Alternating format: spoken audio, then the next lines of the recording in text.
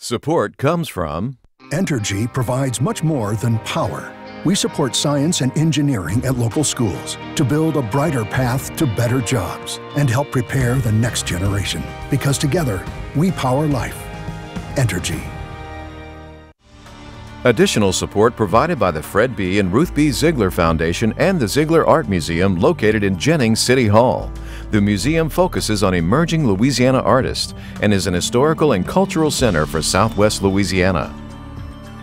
And the Foundation for Excellence in Louisiana Public Broadcasting, with support from viewers like you.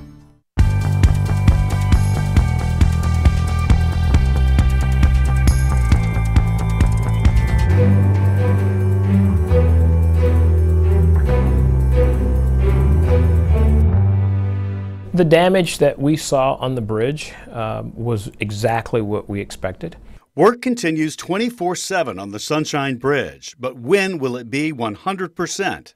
We knew these were problems. We knew that we needed to do better. Why the Department of Health says its new enrollment system means better outcomes. In the Coastal Master Plan, we certainly are acknowledging climate change. How Louisiana is ahead of the curve over dire climate change warnings. Hi, everyone. I'm Andre Morrow. Much more on those stories in a moment on this week's edition of SWI. But first, a look at some other stories making headlines across Louisiana. The Associated Press reports the Secretary of State's office diverted more than $90,000 from computer system improvements to pay its share of the sexual misconduct settlement involving the agency's former head, Tom Shedler. A public records request forced the hand of newly elected Secretary of State Kyle Ardoin, Shedler's top aide. He initially would not discuss the spending, citing a confidentiality clause. His office claims the money shuffled did not cut anything to do with cybersecurity. The U.S. Supreme Court this week rejected appeals by Louisiana and Kansas to end public funding to Planned Parenthood through the Medicaid program. The case does not involve federal money for abortion-related services, but is an attempt to block Medicaid funding for some providers, like Planned Parenthood, who provide other services to low-income women, like cancer screenings, birth control, and ultrasounds. Vega Americas, Inc. plans to build a $22 million plant starting next summer in Ascension Parish. The 10,000-square-foot Geismar plant is expected to create about 120 full-time jobs. Vega Americas is part of a German company that makes custom equipment to measure pressure and level and density of materials inside industrial pipes and vessels. A 99-year-old World War II veteran this week met with Governor John Bell Edwards as he continues his mission to travel to all 50 states. The effort is to raise awareness about the dwindling number of World War II vets still alive. Sidney Walton of San Diego began his tour last March. He plans to visit the White House on the day he turns 100 in February. He says he regrets missing an opportunity when he was younger to meet a group of the last surviving Civil War veterans. An 83-year-old Vietnam vet is not sitting quietly in retirement, far from it. Johnny Jones of Baton Rouge today received his Ph.D. in human ecology from LSU during graduation ceremonies. Next up for the Marine Corps veteran, law school. Jones took LSU correspondence courses while he was still deployed in Vietnam, later earned a degree in sociology from the University of Hawaii and a master's in social work from LSU. He then worked for the Corrections Department, retiring 25 years later as a prison warden.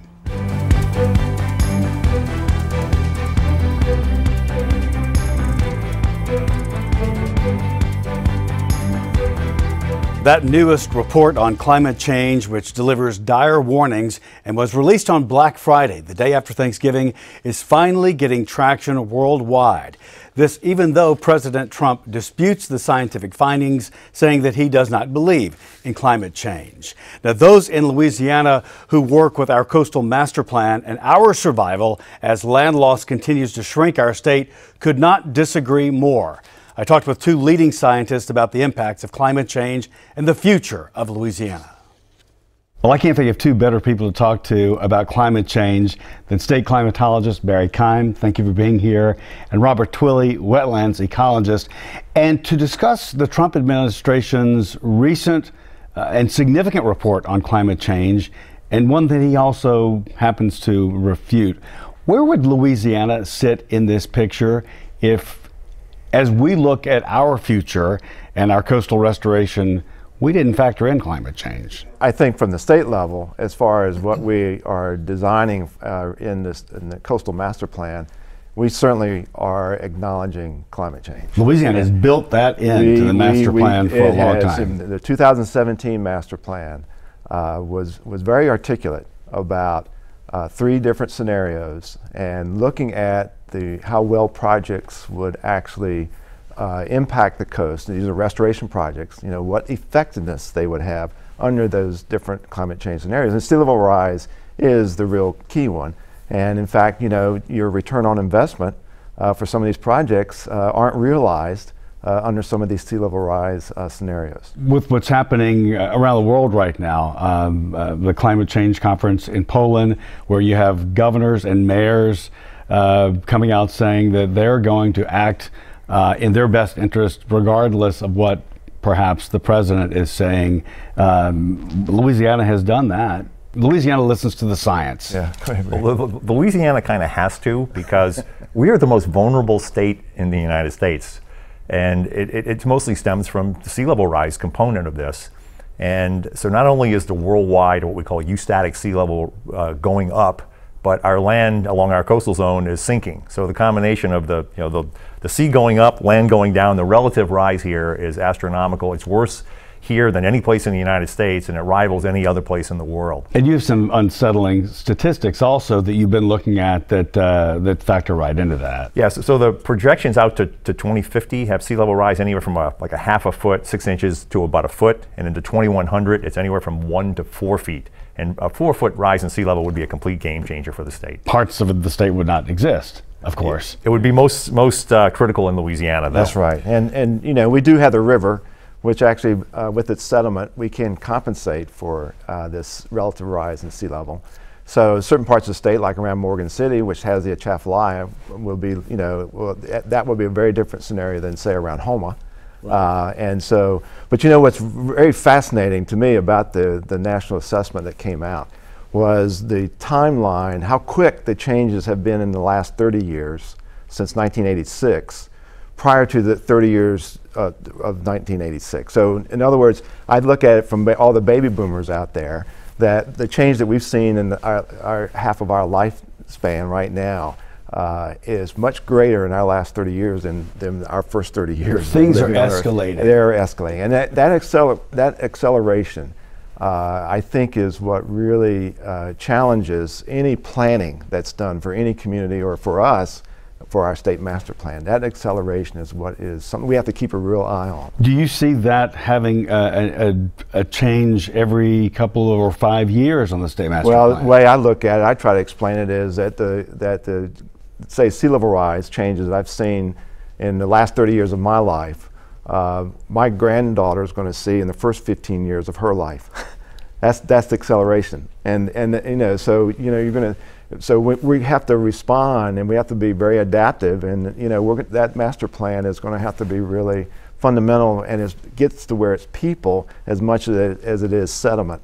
Right. When we start talking about what we're going to do relative to our master plan. And is that a master plan that's going to have to be flexible because you're going to have to change with what's happening? Well, I mean, that certainly would make sense to me just right off the bat, but I mean, how flexible or how much would that change as we move forward because of the things happening?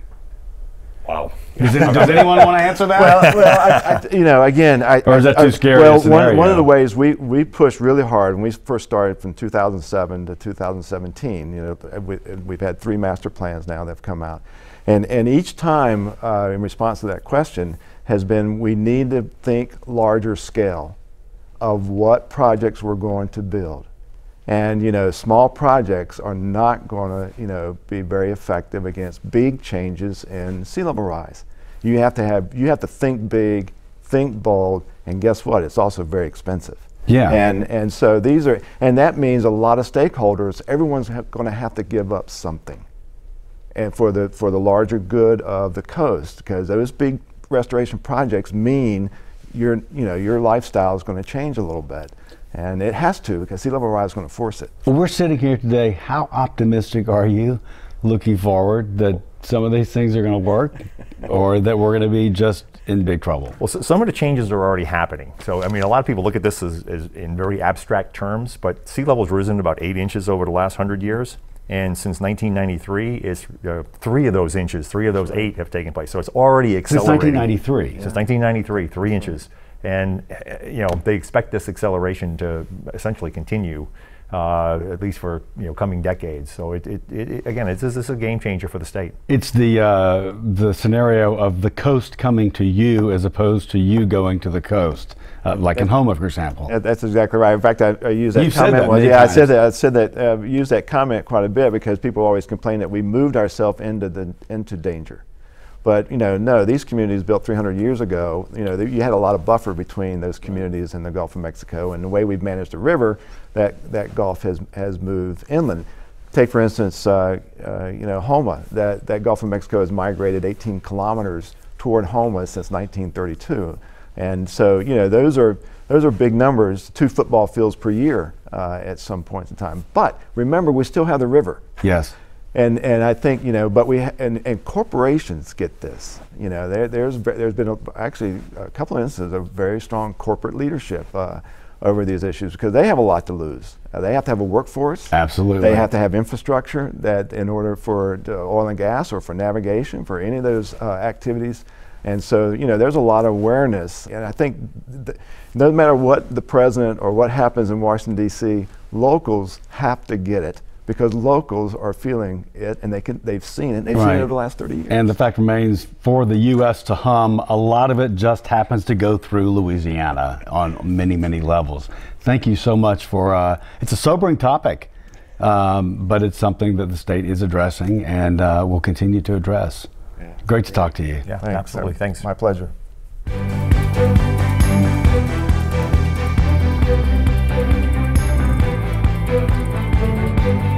It's been a year of good news and some bad news with the State Department of Health. More than 481,000 people now covered with health insurance that's near universal coverage. But there have also been charges of fraud and charges of misspending, $85 million in the Medicaid program. Then just last month, in the past few weeks, as a matter of fact, the launch of a new Medicaid eligibility and enrollment system that is supposed to make a huge difference in how this system works. Dr. Rebecca Gee, State Department of Health Secretary, is here to discuss.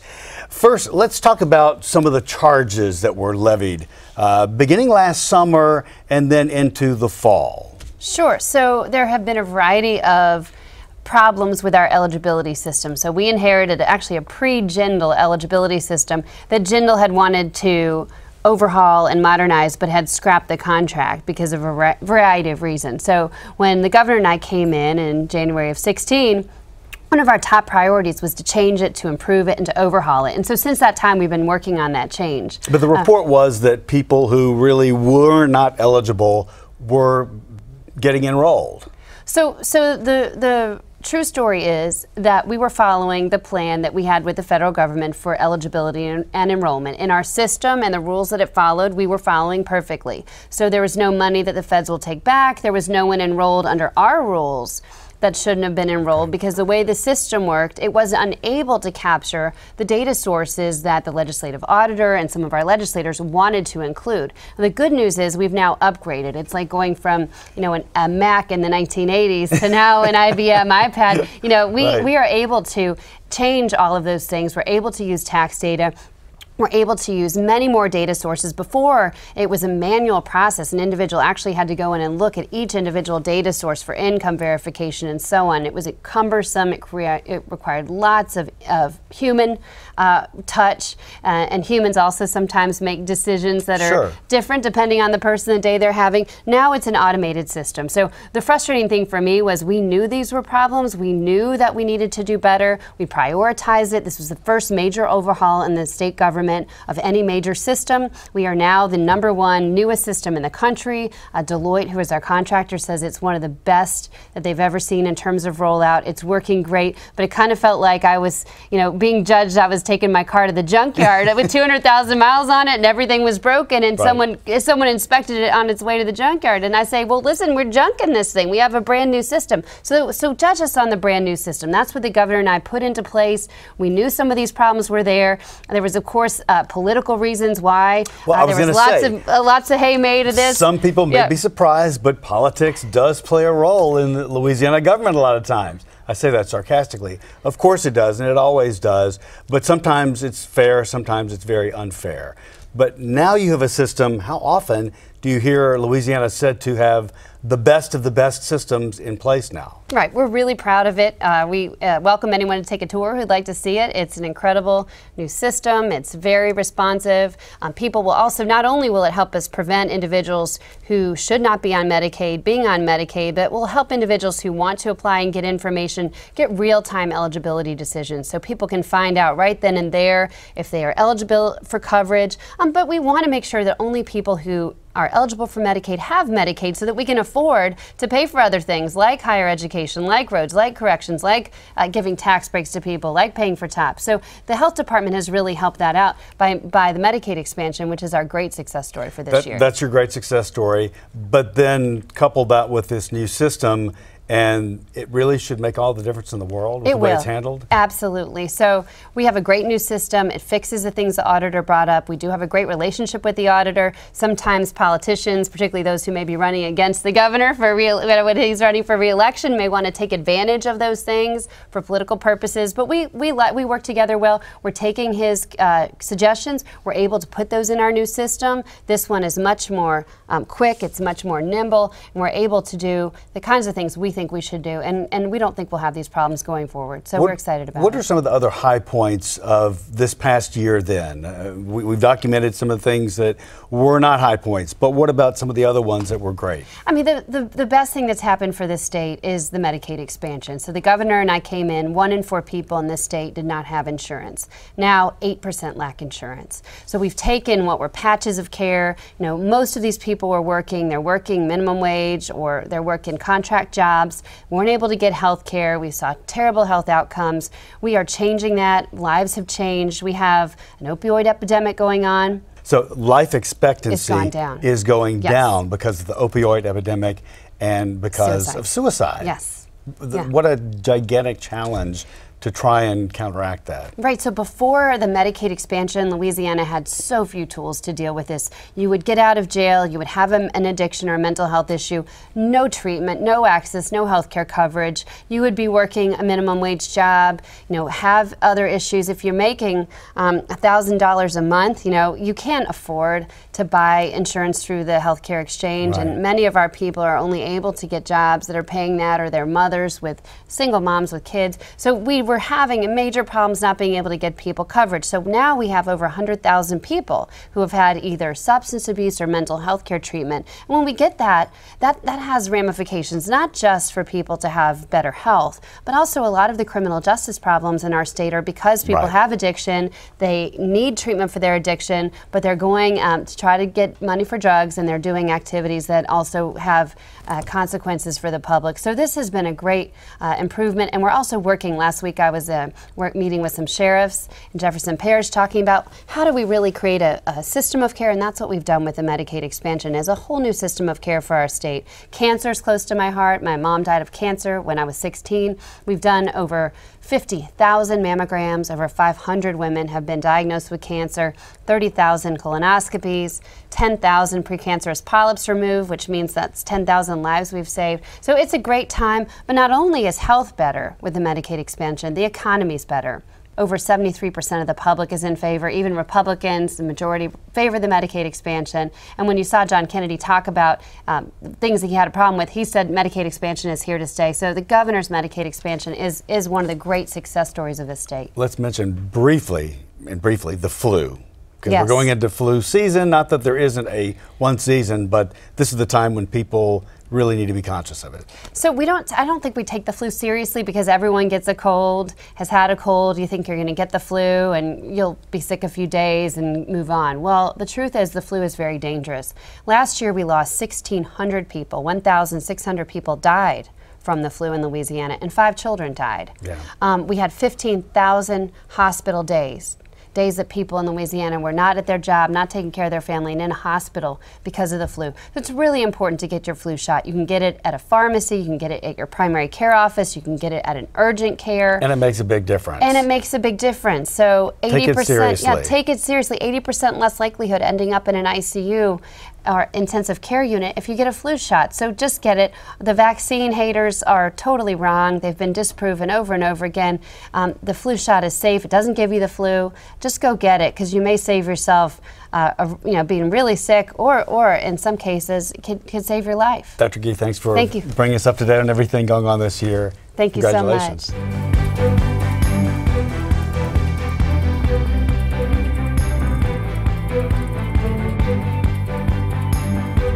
Work is continuing around the clock to bring the Sunshine Bridge back up to speed in the few months following damage caused when a barge crashed into it on October 12th. I sat down this week with Transportation Secretary Sean Wilson. In the past few weeks, the bridge reopened one lane of traffic in each direction. Any surprises as you got into the reconstruction and the repair of the damage? The damage that we saw on the bridge was exactly what we expected. I think the biggest surprise for us was how receptive the bridge was to the jacking of the structure to restore the load capacity while we spliced the main beam. The weight distribution did exactly what we expected it to do, both in the jacking as well as once we installed the main load-bearing member. And so we were encouraged by that. I think that's a testament to the quality engineering and assessments that were done on the front end. We did 3D testing on the bridge to understand where the weight was going, what was in the deck, what was in the I-beams, and so on and so forth. So that was the biggest surprise, and it was a good surprise. We actually had some time built in, as you should on these projects. So far, everything's gone exactly as planned, except for the weather and rain, perhaps in some cases. But other than that, we've had 24-hour work on this structure, and we're very pleased with the progress that we've made. And this was not an easy fix. This was not an easy fix. Folks oftentimes say, you know, this was, it should have opened a lot quicker. Well, I think considering the magnitude of the damage, we opened it as quickly as it was safely possible to open. We have 24-hour work, which is always more expensive. We do 24-hour work on other projects, but doing it on a bridge is very tough. And so I'm very impressed and very pleased with the progress. We're doing this 100 feet in the air on a very active waterway, and 10 miles per hour of wind when you're on the water versus being suspended in the air 100 feet off of a barge that's on the water with vessels and ships passing by on a regular basis. It's not an easy task. It's time consuming. It's taking a little while to make the type of repairs, but we believe that the bridge is going to be in a better condition than when we left it, when we found it after the accident. What's the response been from businesses that have seen things suffer? And of course, the most notable will probably be Email's Restaurant, which things were slower for them anyway, but I think the closure of the bridge maybe hastened their shutting down of this very famous restaurant. Yeah, it's very famous. I've been there. I'm familiar with it. I will tell you, it's disappointing whenever we see one of our small businesses shutter its doors.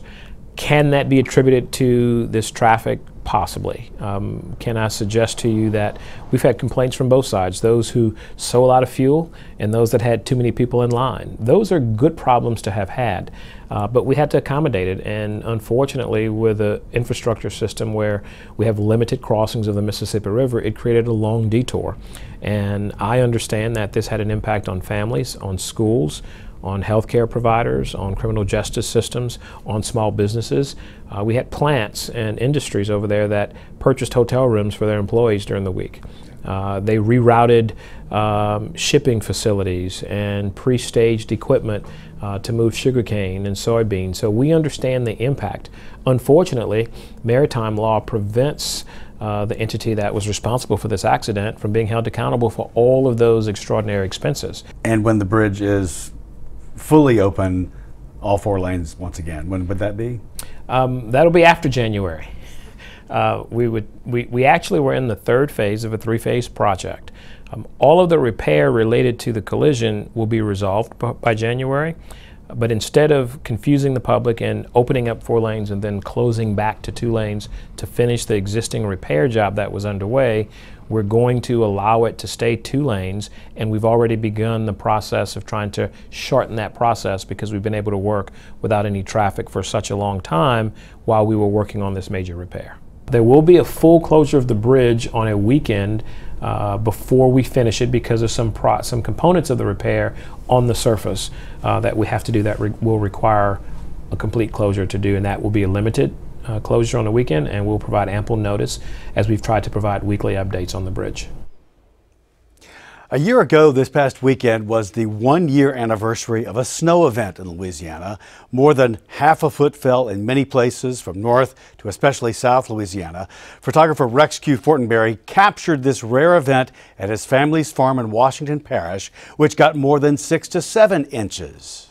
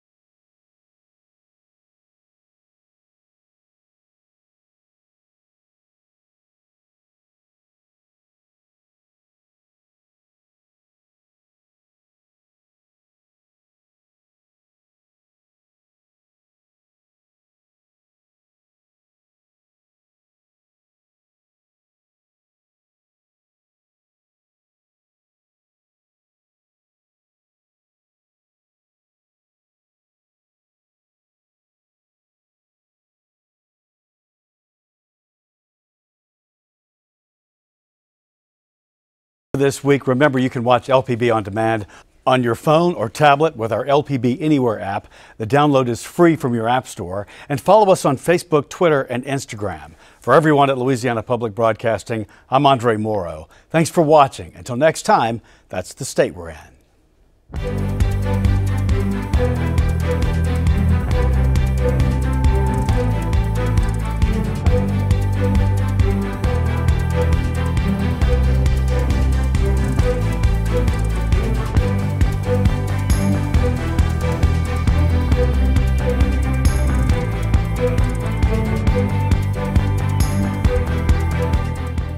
Support comes from Entergy provides much more than power. We support science and engineering at local schools to build a brighter path to better jobs and help prepare the next generation. Because together, we power life. Entergy. Additional support provided by the Fred B. and Ruth B. Ziegler Foundation and the Ziegler Art Museum located in Jennings City Hall. The museum focuses on emerging Louisiana artists and is an historical and cultural center for Southwest Louisiana. And the Foundation for Excellence in Louisiana Public Broadcasting, with support from viewers like you.